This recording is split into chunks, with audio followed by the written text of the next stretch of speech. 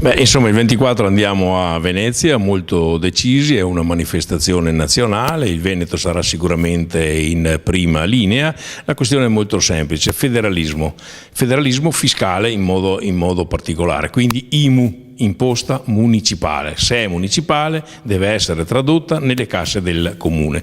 Non è accettabile l'impostazione attuale, per cui sostanzialmente metà di IMU viene al comune e metà va allo Stato. Questo non è federalismo, è antifederalismo. Allora l'impero romano giustamente a un certo punto deve agire sull'IRPEF e sull'IVA, e invece la sede locale, cioè le municipalità, debbono, come dire, essere contribuite dai propri cittadini attraverso l'IMU.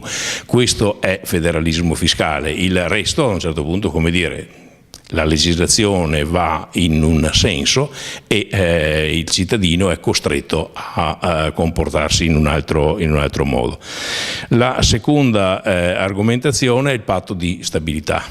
Io parlo da presidente dei sindaci del Veneto, perché chiaramente mi riferisco ai 580 comuni del Veneto. I 580 comuni del Veneto hanno bilanci in regola, anzi hanno di anno in anno avanzo di esercizio con il quale poi diminuiscono la loro fase debitoria.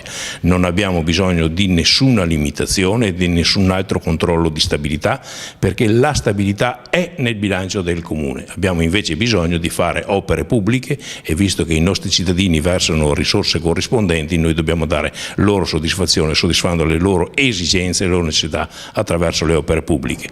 Questo peraltro mi pare che potrebbe anche essere un vantaggio per l'economia locale, non solo locale ma anche nazionale. Okay.